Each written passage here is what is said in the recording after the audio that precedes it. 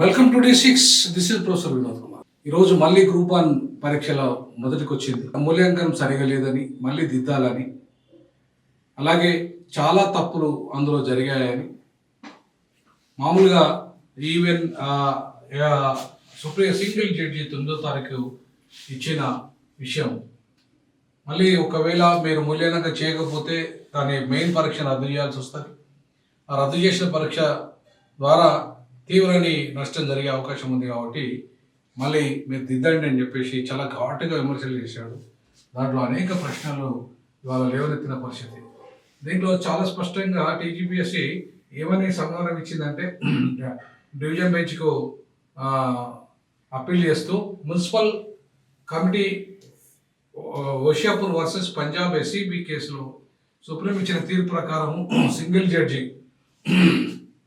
Perverted తీర్పు, అంటే విపరీతమైన తీర్పుగా అది ఉన్నది అనే ఒక జడ్జి చాలా తీవ్రమైన కామెంట్ చేసింది టీజీపీఎస్సీ.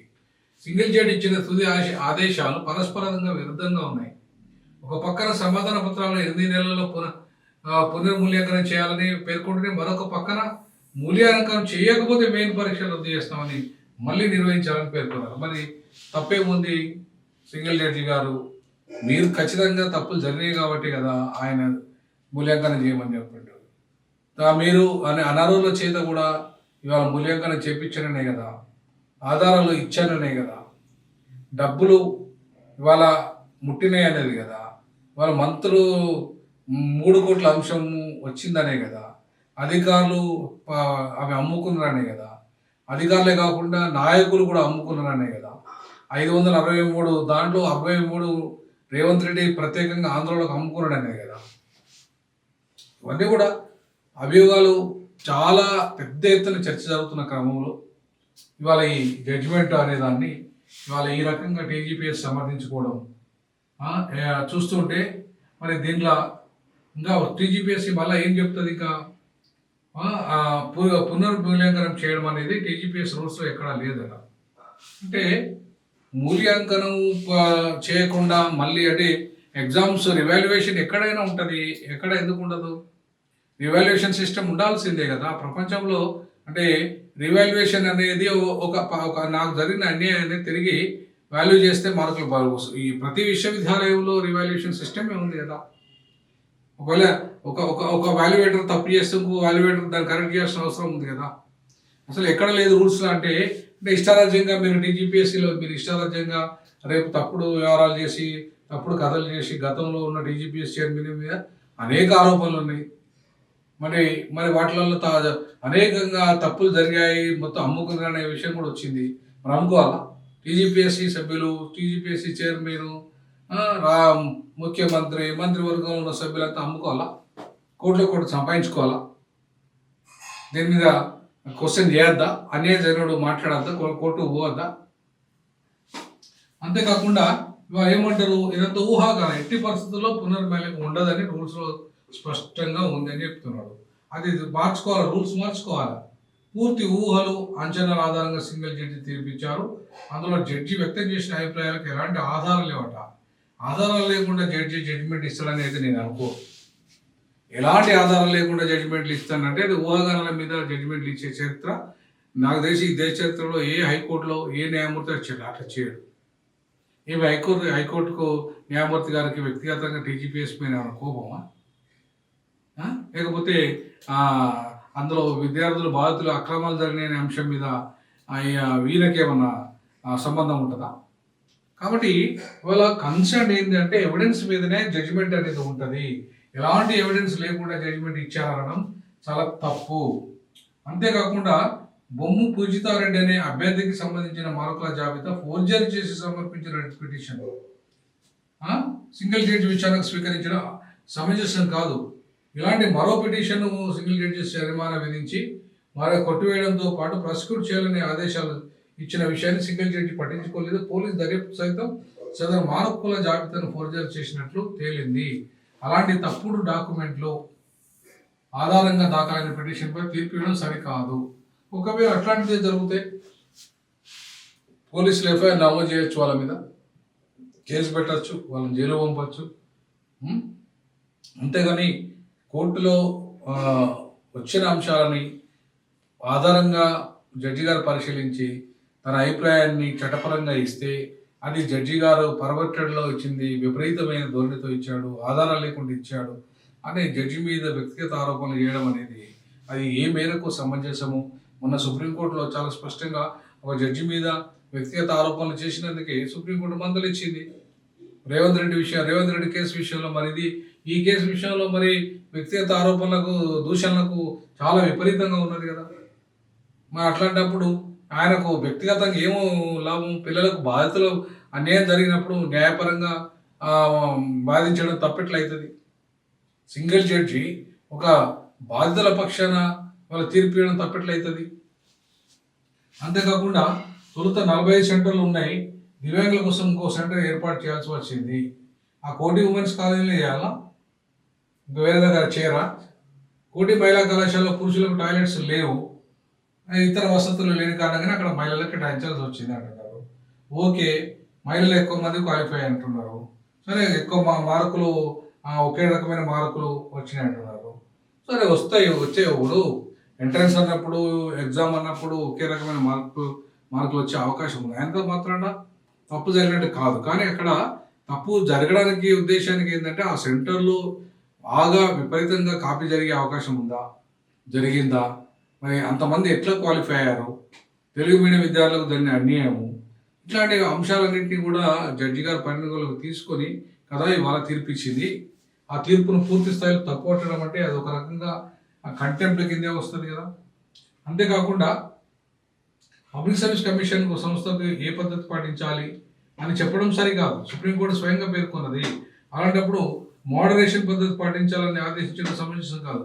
ఇప్పుడు జడ్జిమెంట్లో మోడరేషన్ పద్ధతిలో పాటించండి అని చెప్పడం తప్పెట్లయితుంది? ఇవాళ ప్రతి దగ్గర ఈవెంట్స్ రాష్ట్రపతి గారిని కూడా గవర్నర్ గారిని కూడా మీరు 9 రోజుల కంటే 3 నెలల కంటే ఎక్కువ పెట్టుకోవద్దని ఆదేశించింది కోర్టులు. మరి అది నేరమా? అదేమన్నా నేరమా? ఆ కోర్టులకు అధికారం లేవా? సింగిల్ జడ్జికి అధికారం లేదా? మీరు మోడరేషన్ పద్ధతి పాటించడం ఇదేమన్నా ఆకాశం నుండి ఊడిపడదా? టీజీపీఎస్సీ అని ఆకాశం నుండి ఊడిపడి లేకపోతే క్వశ్చన్ చేయలేని పరిస్థితి, టీజీపీఎస్సీ మార్పు అంటే అంత ట్రాన్స్పరెంట్గా ఉందా టీజీపీఎస్సీ? అట్లా ట్రాన్స్పరెంట్గా టీజీపీఎస్సీ ఉంటే ఇంత దుర్మార్గాలు జరిగాయి, దాష్టికాలు జరిగాయి. అంతేకాకుండా ఇంకేమని మాట్లాడుతున్నారు ఇవాళ, ఇలాంటి విషయాలను సైతం సింగిల్ జడ్జి తప్పుపట్టడం సరికాదు. ఇలాంటి ఉద్యోగులే ఎవాల్యుయేటర్ జాబితాను బయటకు ఇచ్చారని సింగిల్ జడ్జి వ్యాఖ్యానించడం సమంజసం కాదు. మరి ఇచ్చినప్పుడు ఇచ్చిందని అంటారు, ఇవ్వలేదంటారా? ఎంఏ మాలిక్ అనే అసోసియేట్ ప్రొఫెసర్ ఆర్సిడి ఇన్స్టిట్యూషన్లో క్లాసులు చెప్పలేదు అనేది దానికి ఆధారాలు మీ దగ్గర ఉన్నాయా? పుస్తకాలు వీళ్ళు రాస్తారు, రాసిన వాళ్ళు ప్రభుత్వ కాలేజీ ప్రొఫెసర్ పుస్తకాలు రాయడం వాళ్ళ హక్కే, దాన్ని కాదని అనడానికి ఎవరికి లేదు. తెలుగు మాధ్యమ అభ్యర్థులకు వీక్ష జరిగిందన్న వాదని ఎలాంటి ఆధారాలు లేవు అంటున్నారు. మరి అటువంటిప్పుడు పర్సంటేజ్లో అంత గ్యాప్ ఎట్లా వస్తుంది? సరే వీళ్ళు పాస్ అయిన వాళ్ళు తెలుగు మీడియం వాళ్ళు తక్కువ మంది రాయొచ్చు, కానీ తక్కువ మంది రాస్తే కానీ క్వాలిఫై అయిన వాళ్ళు మరీ అంత దారుణంగా ఎట్లా ఉంటుంది పరిస్థితి? కాబట్టి ఇంగ్లీష్ మీడియంకు వీళ్ళకు కొంత తేడా ఉండొచ్చు, కానీ మరీ ఇంత వేరియేషన్ ఎట్లా ఉంటుంది? సో ఆ విషయాన్ని తప్పుపట్టాడు సింగిల్ జడ్జి. సో అట్లాగే సింగిల్ జడ్జి అవగాహన కోసం రహస్యంగా సీల్డ్ కవర్లు ఇచ్చిన రహస్య సమాచారాన్ని మొత్తం జడ్జిమెంట్లో బయటపెట్టడం ద్వారా పరీక్షా వ్యవస్థను దెబ్బతీసేలా వివరించిందనేది తప్పు. అది సమాధాన పత్రాల మూల్యాంకనం కమిషన్ సరైన పద్ధతి పాటించాలని సింగిల్ జడ్జి చేసిన వ్యాఖ్య వికృతమైన వ్యాఖ్య. కమిషన్ చెప్పిన విషయాల కంటే ఉద్యోగాలు సాధించడంలో విఫలమైన అభ్యర్థుల వాదాలే సింగిల్ జడ్జి ఎక్కువగా పరిగణలో తీసుకున్నారని టీజీపీఎస్సీ తన అప్పీల్లో పేర్కొన్నది. మరి టీజీపీఎస్సీ ఇవాళ తన అప్పీల్లో అంటే వాస్తవాల కంటే వక్రీకరణలు కూడా ఉన్నాయి కదా. ఇప్పుడు విద్యార్థులు బాధితుల పక్షాన నిలబడాల్సిన జడ్జి గారు కొన్ని అంశాల పట్ల నిక్కచ్చిగా ఉండొచ్చు కాక, ఎందుకంటే ఆయనకున్న అభిప్రాయాన్ని, ఆయనకున్న ఒక అభిప్రాయాన్ని బాధితుల పక్షాన నిలబడాలని ఒక న్యాయ వ్యవస్థ యొక్క కమిట్మెంట్ని ఈ రకంగా తప్పుపట్టడం దోపిడీ దొంగలకు మూట కట్టడమే. ఎందుకంటే చాలామంది ఇవాళ దోపిడీ దొంగల్లాగా వివరించి దాంట్లో ఉద్యోగాలు అమ్ముకున్నారు. అలాగే జీవో 29 తీసుకొచ్చి అగ్రవర్ణాలకి వాళ్ళకి కట్టబెట్టిండు. దాంట్లో అన్యాయం జరిగింది బడుగు బలహీన వర్గాలకనే కదా ఇవాళ వీళ్ళ బాధ. సో అందుకే కదా ఇవన్నీ కోట్ల చుట్టూ తిరిగేది, అందుకే కదా ఒక్కసారి అన్ని పోస్టులు 10 ఏళ్ళ తర్వాత 10-12 ఏళ్ల తర్వాత పడ్డ పోస్టులని మీ మొత్తం అగ్రవర్ణాలకు ఇచ్చుకొని ఇష్టారాజ్యంగా మీకు కట్టబెట్టుకుంటే మీ జనాభా ఎంత, మీరెంత, మీ పరిపాలన మీ చేతుల్లో ఉందని ఇష్టారాజ్యంగా చేస్తానంటే ఎందుకు ఊరుకుంటారు విద్యార్థులు, ఎందుకు ఊరుకుంటారు బాధితులు? ఆ న్యాయ వ్యవస్థ ఉండదు ఎందుకు? బాధితుల పక్షాన కదా నిలబడడానికి. సో కాబట్టి టీజీపీఎస్సీని ఇవాళ ఆ చైర్మన్ గారు, గతంలో ఉన్న చైర్మన్ గారు తప్పులు చేయలేదనే భావన ఉందా? అట్లాంటప్పుడు గతంలో ఉన్న చైర్మన్ గారు మీద గతంలో చాలా ఆరోపణలు ఉన్నాయి. ఆయన మీద విపరీతమైన ఆరోపణలు, ఒకటి కాదు రెండు కాదు, కొన్ని వేల కోట్లు సంపాదించుకున్నాడు అనేది ఉన్నది. మరి అట్లాంటి తప్పుడు చైర్మన్ గారిని పెట్టి ఆయనలో ఎగ్జామ్స్ నిర్వహించి మరి దాంట్లో మూల్యాంకనం కరెక్టే జరిగిందని ఎట్లా అనుకుంటాం?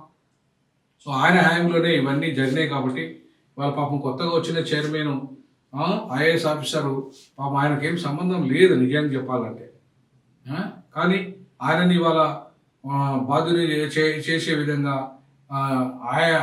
వ్యవహరించడం రాష్ట్ర ప్రభుత్వం దందనీతికి నిదర్శనం అవుతుంది. సో కాబట్టి ఇవాళ టీజీపీఎస్సీ బాధితుల పక్షాన కూడా నిలబడాలి. మీ మీ మీ టీజీపీఎస్సీ తప్పులు చేయకపోతే మీరు భయపడాల్సిన అవసరం లేదు. అది సుప్రీంకోర్టు దాకా పోతుంది. మీరు గతంలో పోయినరు, సుప్రీంకోర్టు దాకా మీరు పోయినరు. ఇప్పుడు అప్పుడంటే ఎగ్జామ్స్ కాబట్టి సుప్రీంకోర్టు సరిగా పరిశీలించలేదు. ఈసారి తప్పకుండా పరిశీలిస్తుంది. తప్పులు జరిగితే ఖచ్చితంగా సుప్రీంకోర్టు బాధితుల పక్షాన్ని నిలబడి న్యాయం చేస్తారని చెప్పేసి D6 టీచర్ భావిస్తుంది. జై భీమ్, జై పూలే, జై పెరియార్. మీ కామెంట్స్ కూడా ఈ విషయంలో తెలియదు.